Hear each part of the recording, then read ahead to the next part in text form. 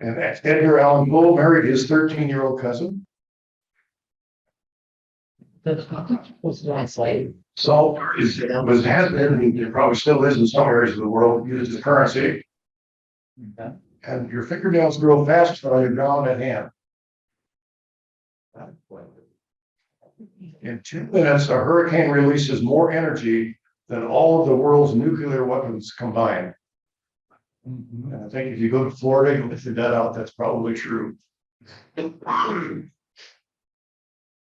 I thought this was interesting. An average of 100 people choke to death each year on ballpoint pen tips. Okay.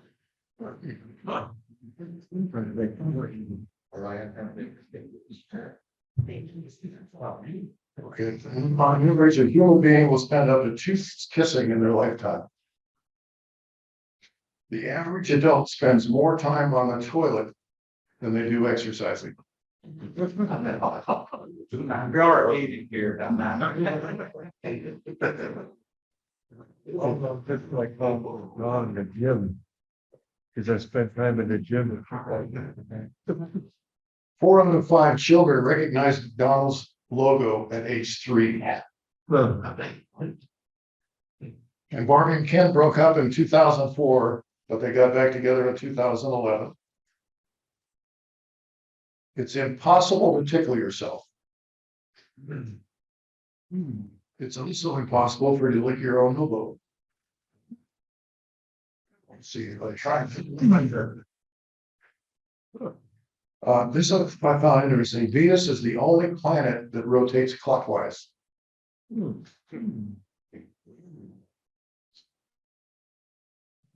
And those of you that may have gone to Indiana University, the main library there sinks over an inch every year. When they built it, they didn't account for the weight of all the books that would eventually hold. And dolphins give each other names.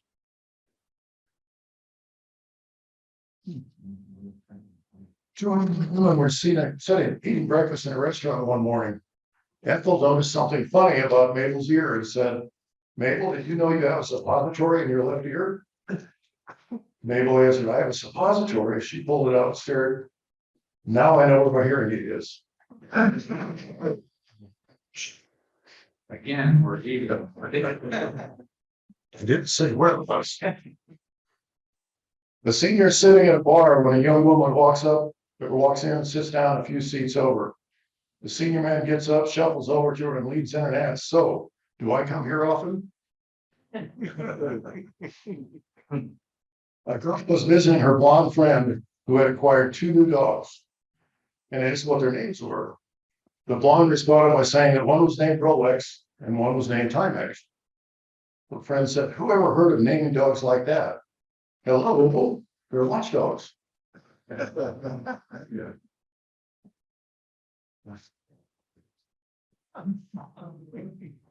If one door closes and another door opens, your house may be haunted.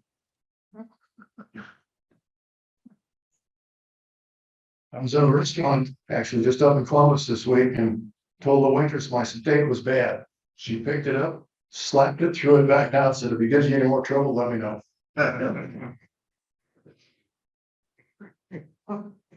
The number of lies a man tells would be significantly reduced if women would stop asking so many questions. This will be my try the next time you go to the DMV. Man got in line at the DMV and the worker told him, "Sir, you need to take a number before you get in line." The man asked, "What number are we at?" The worker says, "Number 6. Said, "All right, I'll take number 7.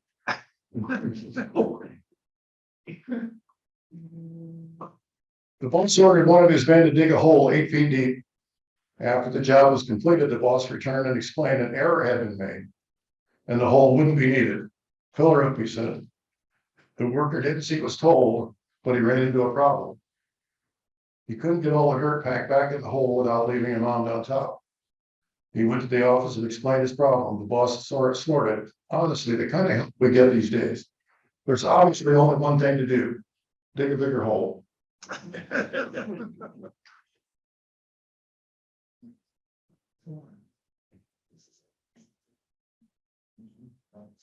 there that have daughters that are still dating, one thing I used to do was throw a shotgun shell at my daughter's date.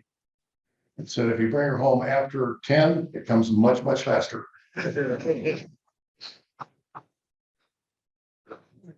always, I'd like to leave you with a couple of positive thoughts. In every day, there are 1,440 minutes. That means you have 1,440 daily opportunities to make a positive impact. And positive thinking will let you do everything better than negative thinking will. Tonight's fines. I look around, if you had a dessert, that's $1. If you carved a pumpkin in the last year, that's $1. And ever tried to tickle yourself or lick your elbow, that's $1. If you were late, I didn't see anybody, but that's $2. Oh, we have one. Oh, way late. And if you're not wearing your rose pin, that's $1. Thank you much, Brandon. Yes. Okay,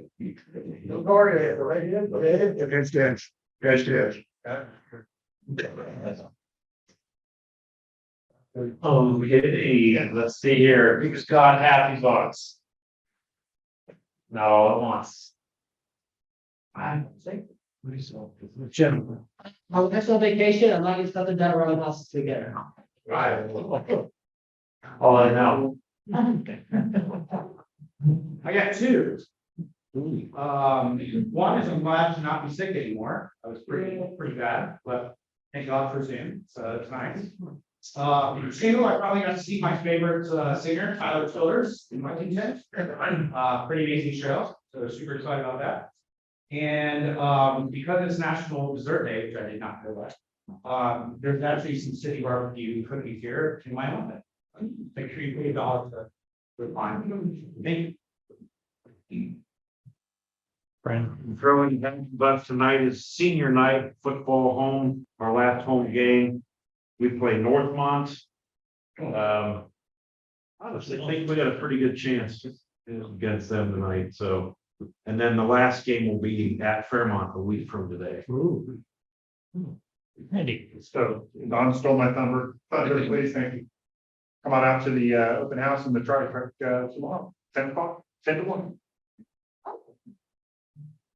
Katie. Thanks to everybody who came out last weekend for the 200 Gym. It was a good event. Not as many riders, I don't think, this past year as there was previous years, but it's still a good event. They're appreciative of us being out there. The fire department actually got a call during the day, so we didn't have the fire guys out there, which was kind of disappointing, but understand because they're actually working. So yeah. Kelly. Connect to Ohio's first occasion to come to your club. I was been in Rotary since 2011, and Centerville Rotary has thrown down a favorable challenge opportunity with the Centerville Noon Optimists. We have a diaper drive going on to help benefit the Dayton Diaper Depot. So flyers, if anybody wants to pick up an extra box, they're on sale 30% off at Costco for the house brand through the end of the month. And those to help support families, support child literacy, and keep kids in school. So thank you. Thank you, Kelly. Anyone else? Sir, Pete. It isn't going to be here, but I will say that two things. Number one, I'm happy that the microphone is fixed. I asked for that. And guess what? Zero charge. It was an adjustment in the back. So we have to be careful at turning all the knobs, but Steve's got it fixed. I'm glad on that. Also, what will be going before the city council as an upgrade in the budget? It's not that much anymore because they're cheap. But I think we'll do away with the projector and have a nice TV slide and be something a lot better upgrade for the facility. So look for that coming next year. I do have one more thing I since you started talking. I'll be listening to the meeting, of course, great speaker today, but I will be on my laptop applying for the new name at that Beavercreek Park. So I am voting for Rotary Park 2.0. Good word.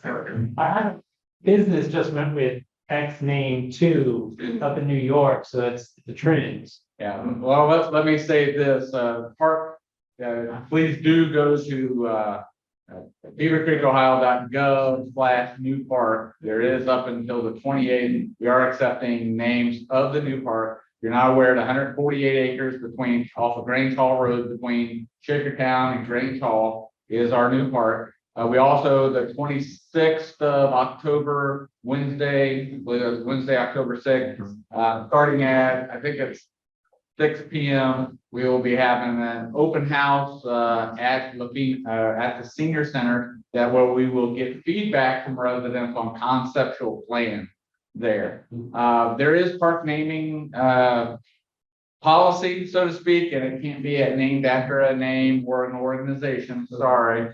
But that helps with people accusing the city of naming it after somebody, all that kind of stuff. But please do go check that out. We do have the webpage, like I said, beavercreekohio.gov/new park. Go there, that takes you to the page and tells you all about it. And once we get the conceptual plans, we'll put those on there and just check it out for the updates. It's very exciting what's coming our way. So thank you. Indeed. Sure. I'm so happy, Buck, that the microphone is working also after I set it on the lectern and it fell on the floor and was not working. So the happy Buck is because Don and Stevens were able to fix it. Good. See, you'll always start out with bashful and everybody starts going. So, okay, let's see. Take a drawing. We have number 117763. And that was an early one. You have to say, I'm gonna set up. I feel like it's always the first person here. 763. Oh, that's you have it. So suspicious. Been there, right? It's this one by Mark. Well, I did this, yeah. Close, so very close. Had that been right, I would have called for investigation. Okay, Talk Rose. Let's see, just piggybacking off of JD, Beth, Alex, Shannon, Dennis, Denny, JD, thank y'all for the help with the tour gym. It was a good success. And it was a lovely day, a bit breezy, but lovely day. So thank y'all for stepping up. There's a sign up sheet going around for greeters through I think the end of January. So there are some missing dates. Those are because those are dates we don't have a meeting. So please sign up. So lastly, I will not be here next week. I'll be in Colorado for a wedding, but Mr. Cusack has offered to step in, which is good because the backup to him would have been Mike Canada. And I told Dave, I don't know if he knows how to lead an in-person meeting. So I'm thankful for Dave. So I can say that Mike's not here. Okay, with that, I want to turn it over to where's he at? Oh, there he is, right? Mr. Brian Mister. Thank you. It's my honor and privilege to introduce our presenter today, our old friend Chris Stanley. I say old friend, as you will soon discover. Like Beavercreek Rotary, Chris and the Fisher House provide valuable community and specifically military service. Chris is the executive director of the Fisher Nightingale House. He's been the director for over 20 years now. He took a pay cut for this job. Clearly, he has found his calling and his passion, as you'll soon discover, for the work they do. Chris is retired from the United States Air Force. Please join me in a warm Rotary welcome to our friend, Chris Stanley.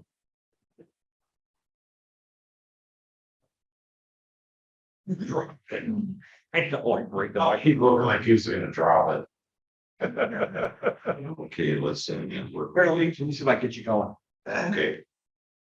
So I appreciate the opportunity to come here and speak again. It's been probably 4 or 5 years. We were in the capital campaign for the Fisher House at the Dayton, VA when I came and spoke to you all last. So it's been quite a while, and of course, it's been quite a while since I think most of you have heard of this thing called COVID and how it impacted life and community. But I'm here to speak to you about the Fisher houses. We're gonna find the slides there. We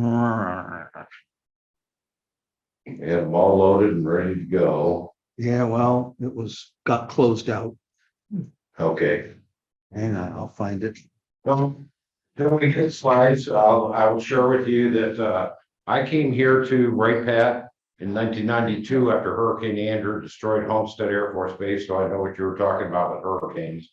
Or as I tell people, I blew in town. And I did my last 9 years of active duty here. Neither my wife nor I are from this area. My wife's from Minnesota and I'm kind of from all over. You would think I was a military kid. But we both liked the Dayton area so much that we decided this is where we're going to retire and stay. So I know what the Beavercreek Rotary does. I live out in Xenia, go to church in Beavercreek, and I'm just very happy to be in this area and love this area. The Fisher houses, we have 3 in the area. There's 92 total in the network. We're on what's called the Road to 100.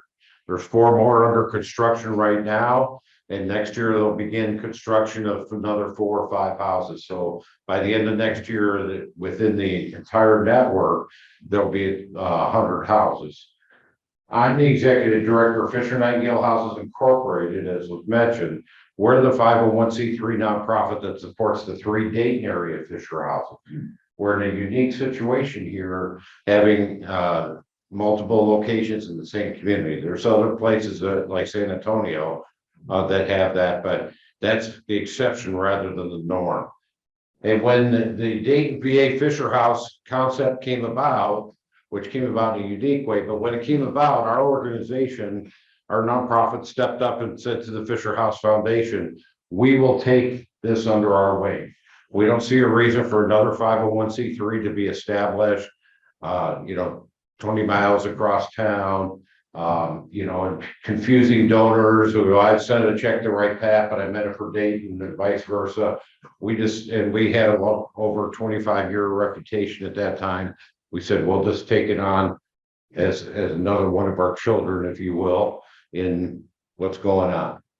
Are you finding anything? No. No, recent. What was it called? Well, some of the stick that's in there. I'll just go to open. Whoops. Where are the other Fisher houses, one piece? Where are they? The other here in Dayton. Yeah, where are So that's why if we can ever get them going here, I've actually got pictures of them. I'm gonna share with you and run through it. We get the microphone working. Now we screwed up the laptop. Hey, there we go. That looks familiar. Yeah, there we go. But now I need to get into Zoom to share screen. Oh, my goodness. Okay, so what Fisher houses are, the Reader's Digest version that I share with people. We're compassionate care homes, just like a Ronald McDonald House, except our mission is to support the wounded, injured, and ill military men and women, veterans, and their families. For Wright-Patterson Air Force Base, we have 2 houses, and people are referred here from all over the world to receive either inpatient or outpatient treatment in the medical center. And for receiving inpatient treatment and their families come, their families stay with us. Great. Their families stay with us. So let me run through this real quick. I was told I only had an hour. So most likely, you know somebody who's had to travel somewhere to receive either inpatient or outpatient treatment. Here in Ohio, for example, you have a serious illness, you might get referred to the Cleveland Clinic. That's already stressful enough. But then you compound that situation with trying to find a place to stay, places to eat, do your laundry, and so on.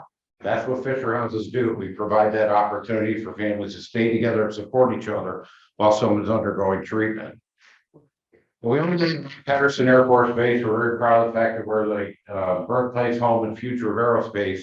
What you may not realize is that we're also the birthplace of compassionate care within the Department of Defense. Are we not sharing that properly? Not on Zoom. Not fair. This is the first meeting we've ever had, so I apologize. That's first meeting that.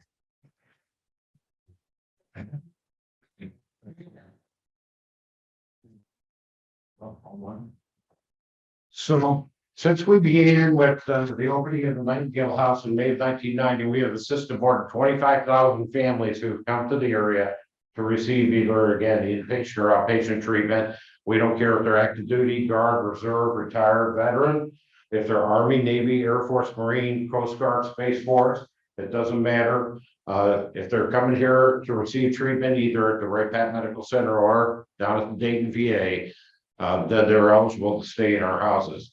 And just to give you an idea, you can see on there, there's 92 houses, as I mentioned in the network. And with those 92 houses, we across the entire network, 413,000 families have been supported, saving them over $525 million and over 10 million nights of lodging have been done. I'm gonna, since we're running a little behind, I'm gonna skip the guest comments, but the guests just rave about the places. They're very happy. So the beginning, as I mentioned, we began here at Wright Pat, we're the birthplace of compassionate care DOD. We began with the Nightingale House on Wright Patterson Air Force Base. We took an enlisted duplex across the street from the main entrance to the medical center and took and converted that. Went all the way to headquarters Air Force, who said, you cannot do this with a base house. And in May of 1990, we opened it as the Nightingale House. By the way, the installation commander retired as a colonel. He didn't make it on from there. But what we did is we created a doorway at the bottom of the stairs, at the top of the stairs, and through the living room, dining room area, because it was a duplex, mirror image left and right. Converted one garage to a kids' playroom because initially our focus was on kids that were receiving treatment. And then we converted the other garage over to the manager's office. We kept overflowing into the kids' playroom and turned that into a bedroom eventually.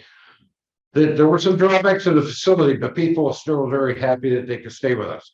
The drawbacks were that you upstairs on each side, again, it was a 3-bedroom house. You had a master bedroom with a small master bath, and then you had 2 kids' bedrooms and a small hallway bath. Downstairs, you had 2 half bathrooms, one on each side of the house. So what I used to tell people is that the definition of how long a minute is depended on which side of the door or bathroom door you were on at the time of the need.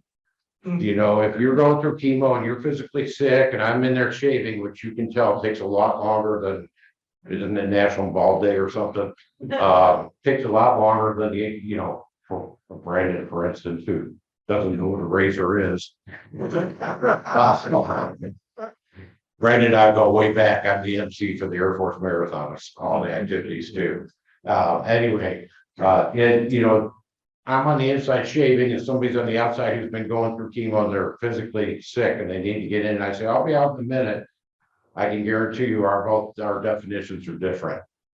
And then along come the Fishers, Zach and Elizabeth Fisher, very philanthropic out of New York City. Their background real quickly, Zach came with his family to his country as immigrants.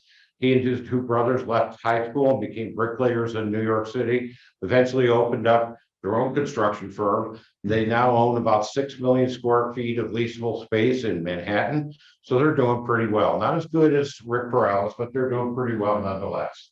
And they had done a number of things to support the military through the years. And Pauline Trost, whose husband was the chief of naval operations, reached out to him and said, would you build one Ronald McDonald type compassionate care home at Bethesda Naval Medical Center in Bethesda, Maryland?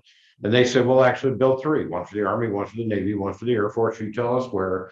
We've got the money, we've got the architects, the engineers, we will build it and donate it to the government. Well, again, request for 1, offer 3, now 92, 4 under construction, 100 by the end of next year. This is Zach and Elizabeth. Now, some people see there's a bust of them in every Fisher house, and they see him, and you can see they're in military flight jackets. Well, Zach was never in the military. He tried to come in the Marines in World War II. He was barred from service due to an accident, injury with his leg. He was barred from service. Elizabeth, who subsequently became his wife after World War II, was a Ziegfeld girl who went overseas and entered the USO during the war. They never had any kids, but if you've ever been up to New York City, there's an aircraft carrier there named the USS Intrepid. Zach Fisher bought that from the Navy. Navy decommissioned it, sent it to the shipyard, cut it down to scrap metal. He said, nope, it's a historic aircraft carrier. I'm gonna buy it. So I think if you buy an aircraft carrier, the Navy might throw in a flight jacket or two just to see how it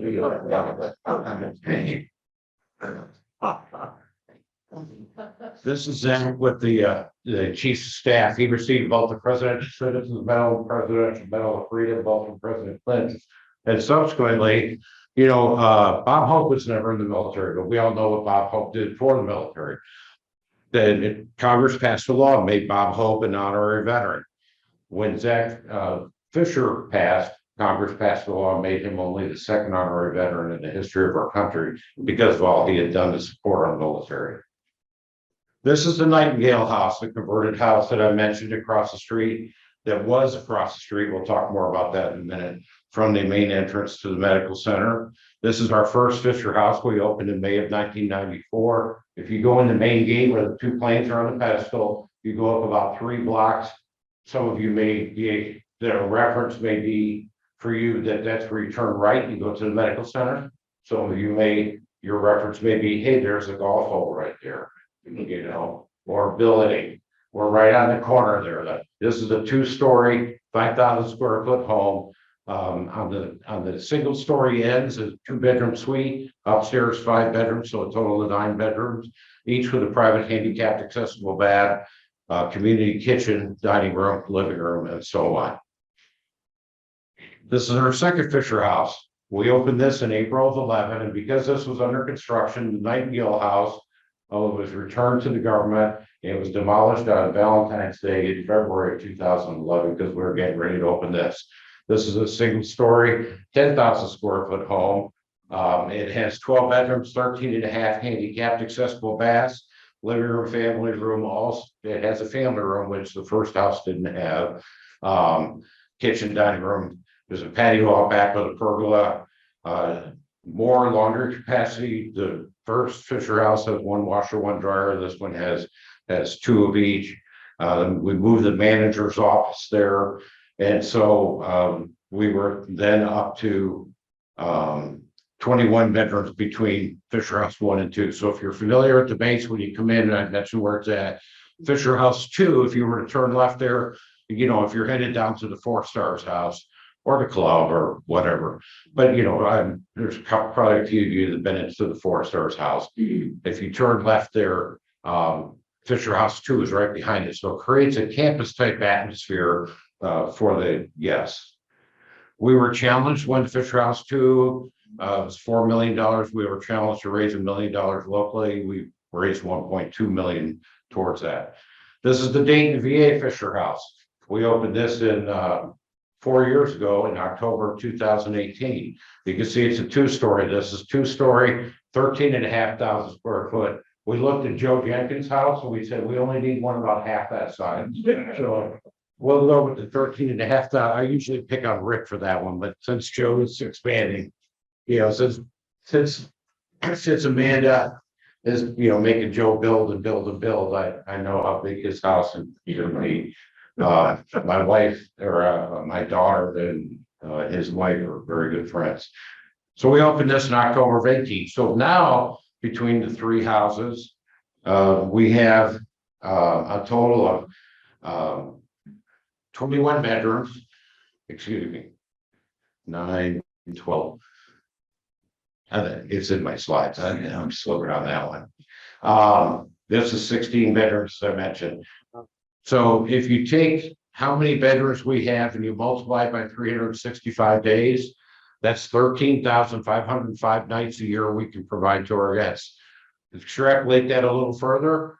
If the average hotel room costs $125 a night, we can save our guests over $2 million in hotel costs alone. But in a home environment where they have a kitchen and laundry capacity and a living room and all that type of thing.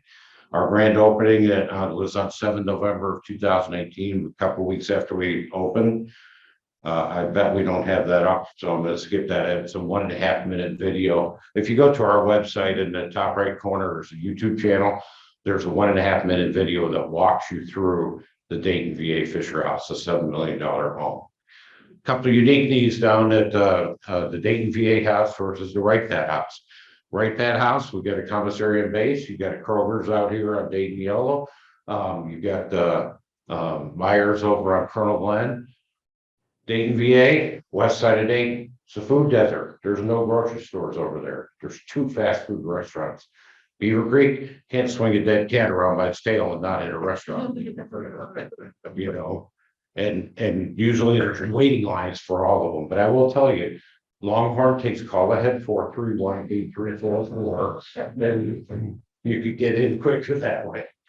I'm just saying. Okay. So what do we do to support that's unique for the Dayton VA house? I take $5,000 in Visa cards to the house managers every month. They order food through a program called SHIP, SHIPT.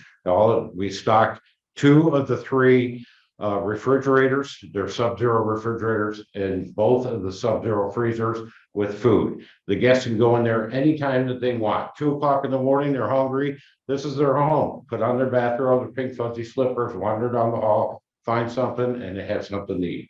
This is their home. This is not a hotel. Okay. We also provide a taxi service. I tell people personally, my father-in-law was a Korean War veteran. My mother-in-law never drove. They were a 1-car family. That was the model in their house. If dad came here and he was in the VA hospital and mom was staying in the Fisher house, she's stuck between those 2 locations. But if she wants to go get her hair done, which is very important to my mother, or she wanted to go to a movie, she wanted to go pick up some food herself, you know, whatever. She's captive. So we work with a taxi company. They come pick her up, take her wherever she wants to go, and they bring her back, and they don't give her a bill. They send the bill to our organization. We pay that for her. I'll give you an example. One of our guests, because a lot of our guests are at the Dayton VA from rural areas, wanted Chick-fil-A. Where's the closest Chick-fil-A to the Dayton VA? Little York at Stop 8. Picked her up, took her up there, got her Chick-fil-A in the drive-through, drove her back, $50 for a taxi ride. We paid it. She paid for her Chick-fil-A, by the way. We paid for the taxi ride. And there's a large hospice facility on the Dayton VA campus. So guests, not only people who are patients in the medical center, but families that are coming in to see their loved ones that are in hospice, mom, dad, aunt, uncle, grandma, grandpa, brother, sister, whoever it may be. They are also staying with us in our Fisher house at the Dayton VA campus while they're visiting their loved one that's in hospice. And we have a 6-person enclosed golf cart that we can take them back and forth between the Fisher house and the medical center. So as I mentioned, we've 32 years we've been around, support people from all branches of service, all components. Our average length of stay is about 7 days pre-COVID. Right now it's about 4 to 5 days. We never shut down during COVID, by the way, but occupancy obviously went down because military and veterans affairs medical centers became just like civilian medical care, you know, where a lot of things became televisits and elective surgeries were canceled. I do that because some cancer surgeries are considered elective surgeries. I know if I had cancer and the doctor told me that, I'd say, that's okay, doc. Heard of this guy named Al Gore? He created this thing you probably heard of called the internet. On the internet, there's a YouTube channel. You can find anything and everything I want on the internet, and a bunch of stuff you have no business finding. I will find a YouTube video and I will take this out myself. It's coming out one way or the other. Guests don't get charged. We used to charge a guest $10 a night just so they have some buy-in. And the house managers had the opportunity to waive those fees. But the guests don't get charged anything to stay in the house. They haven't been since October 2006. We have a playground, a big commercial playground over at the Fisher houses that write that, because a lot of our guests that come bring kids. You can't just leave them, you know, trapped in their room. They can't be running up and down the hallway while people are trying to rest and recover in their rooms. And Child Protective Service is not really a big fan of throwing the kids in the closet and pillows until they stop making noise. So you have to give kids an opportunity to burn off energy for their sanity and your sanity. So we put in a $100,000 playground that we pay for, the nonprofit adjacent, right next door to the Fisher House on Wright Pat. We have a group of volunteers. Of course, COVID impacted that. We, Fisher Nightingale Housing Incorporated, are a 501c3 nonprofit. We are registered with the Miami Valley Better Business Bureau. We belong to a number of the chambers in the area. So let me give you an idea. Some people want to try and understand how the relationship works. I tell people there's 3 balloons. A balloon on the left, Fisher House Foundation. They build the house and donate to the government. Then it becomes the government's. That's the balloon in the middle, owned, operated, managed by the government. Toilet backs up, the window breaks, air conditioning goes out, the government owns it, they fix it. Balloon on the right is nonprofit. We do all the fundraising to support the managers and guests in the house so that the guests don't have it to pay. And unless you're a magician, you can't take 3 balloons and make them one. But what you can do is you can take the string of each of the 3, tie them together to lift the brick of taking care of those families that are in the houses. So we don't have that shared mission of supporting those families. So further taking some numbers and going out a little further, from our opening in May of 1990 through the end of last year, we have been able to provide over 225,000 bed nights through our facilities here in the area. Further extrapolate that, $125 a night that I mentioned earlier. What's that work out to since we opened? Over $28.5 million that we've been able to save our guests. So some of you are with companies, some of you have retired, you have that required minimum distribution that you have to do. We live off of individual donations, corporate donations, and those types of things. I didn't put them out on your tables, but I did bring brochures and my business card if anybody's interested in picking that up. We're coming in, of course, to the end of the fiscal or the calendar year where people make a lot of donations. We just recently got our audit back for our 2021. And this, to some people, this is important. How much is our overhead and our fundraising percentage? It's just a little above 1%. That means almost 99% of what we raise is available for program support through donations. So that means we're very good stewards of your donations.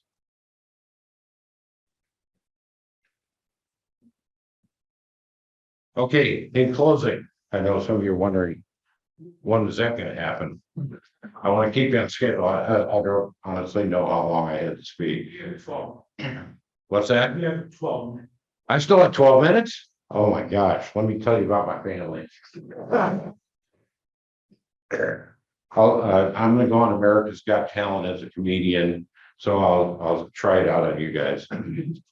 Anyway, in closing, as it says, most likely you know somebody, a family member, a friend, a member of the Rotary, somebody from church, work, whatever, who's had to go someplace else to receive medical treatment based on their medical need. And as I mentioned, it can be kind of traumatic enough dealing with what they're dealing with, you know, concerned or worried about what the treatment process is going to be. But then you add on the cost of a place to stay and then trying to find a place to eat and do your laundry and those types of things. And whether it's for a few days, a month, or even a year, we've had guests stay at Wright Pat Medical or Wright Pat Fisher houses for over a year. This became their home. They needed a U-Haul when they left. They gathered so much stuff while they were with us. That's what we're there for, physically, emotionally, and obviously financially, because there is no financial cost involved. And so that's where it's at. So I ask people, seriously, think about your donation this way. It's not about giving money. It's more importantly and significantly about directly impacting and changing the course of someone's recovery, because a family's love is good medicine. You talk to any medical professional and they will tell you having a family member there while that person is undergoing medical treatment actually speeds up and improves the treatment process. Mm-hmm. Any doctor or nurse will tell you that. We have a website, we're on Facebook. My wife joined Facebook when she was working with the junior high kids, girls over at my church in Beavercreek, Kirkmont. And I said, I'm never joining Facebook. I've never joined it. No, my board said, we need a Facebook page. Well, you know what? I have an organization page. You have to have an individual page. So we have a Facebook page and I have one too. So So that's everything that I had to cover. Usually being the wise guy that I am in closing, I always tell people, you remember the original Bartles and James commercials? Those of you who are old enough, some of you are not, but the two old guys sitting on the front porch, the original wine coolers. We appreciate your support. So I'm open to any questions, and I'm an open book. You want to ask me about Fisher House? I'll answer your questions. You want to ask me about my family? I'll answer your question, by the way, on your diaper drive. And Brandon should be able to attest to this as a new dad. That when the side of the box says 10 to 15 pounds, they're not kidding. That's all the crap it will hold.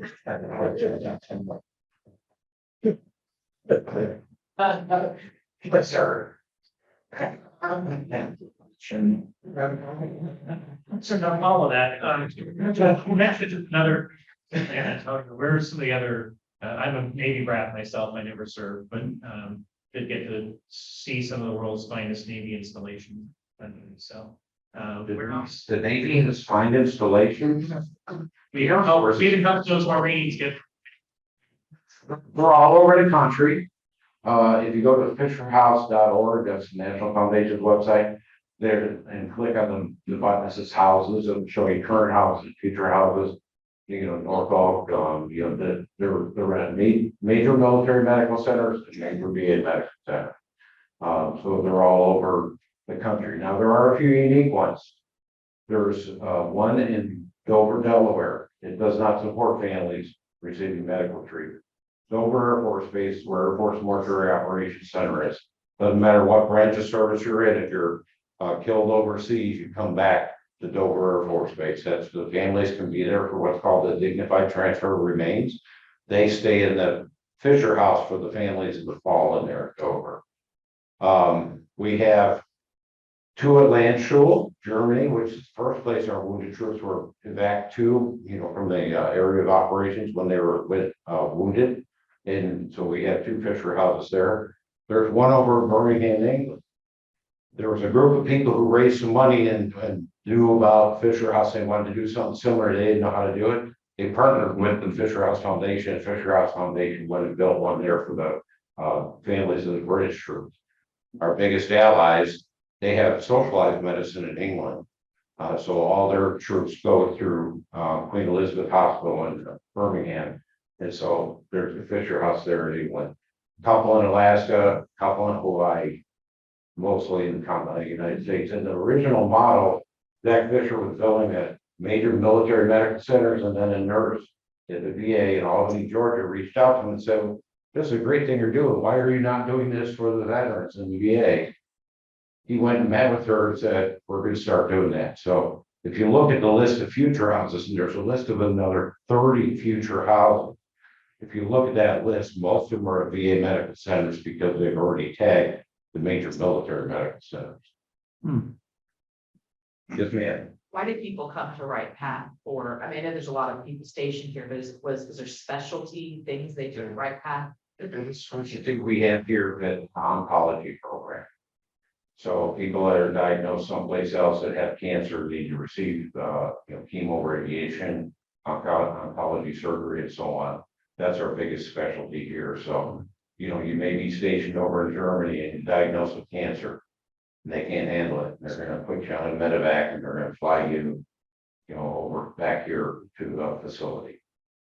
It's kind of like we have a program. The reason the Nightingale House actually got started, a little backstory behind that. We had a Captain Gretchen Lisa, whose 6-year-old son Tony had leukemia. And the Air Force had a humanitarian reassignment program. They reassigned her here because of the medical center and treatment for him.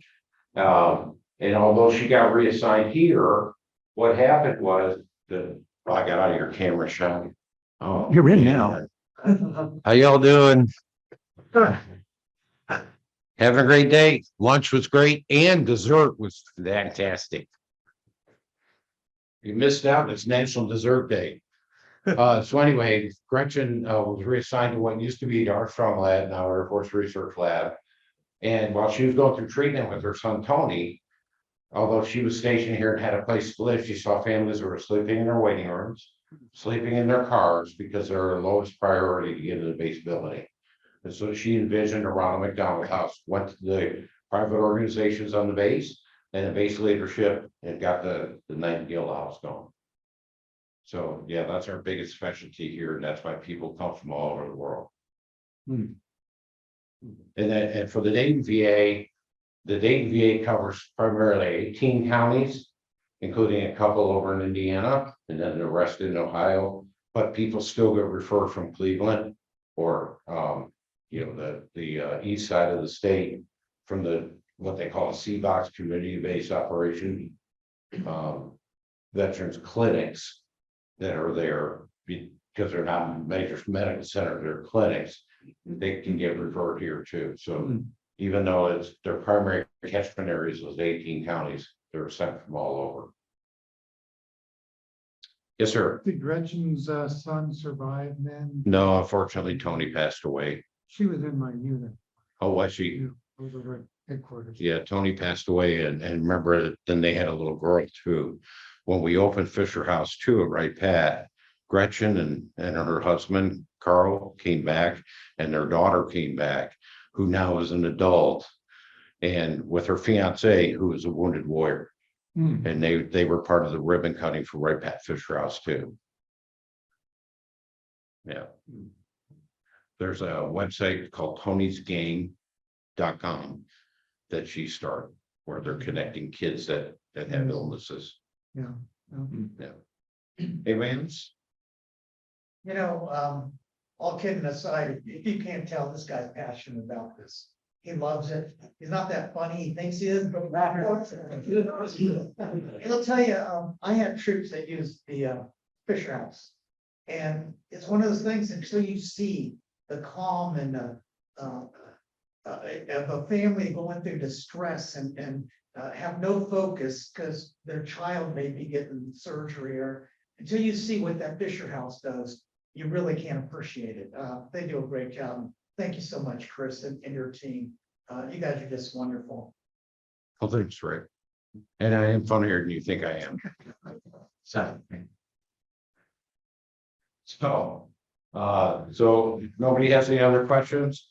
Yes, sir. Sorry. That's okay. So, how to become involved? Do you have fundraisers or events that? We do have fundraisers. Our biggest one just took place in August. It's called an All-American Evening.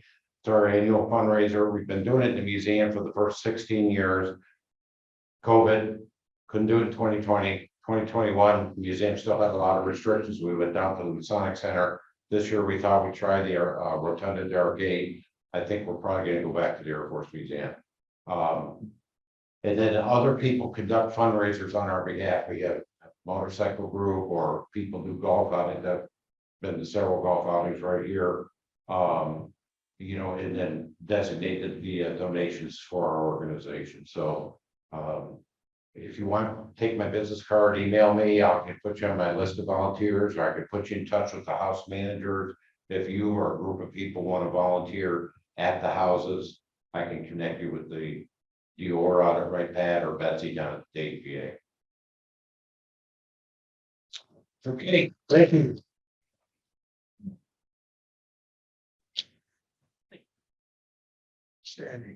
So Chris has been the voice of the Air Force Marathon since its founding in 26 years, and with people congratulating me on winning the 10K this year, and they're like, wow, you ran so fast. I just knew the faster I got down the left, I had to hear his voice. That is why I was moving. I would refer to myself as the mouth of the marathon, and you guys refer to me as the voice of the marathon. There you go. So thank you for all you do for the community, all the families you have helped.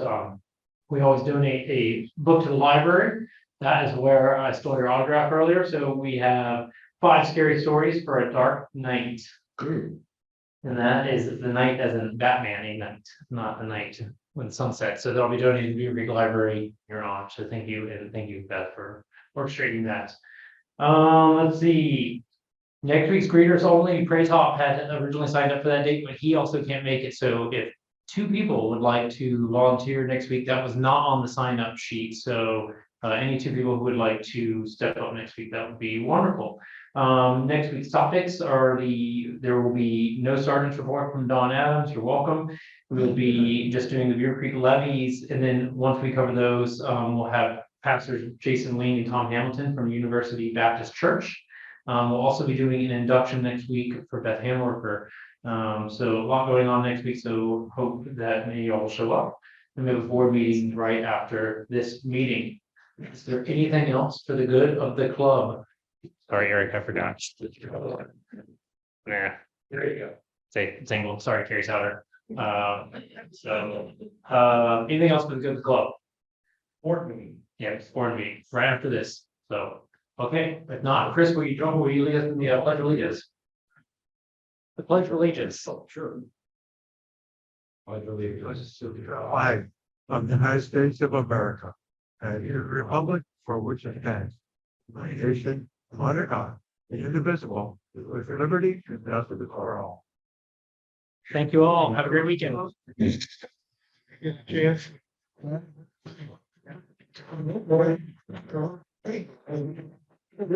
Just go back to the commander and carry.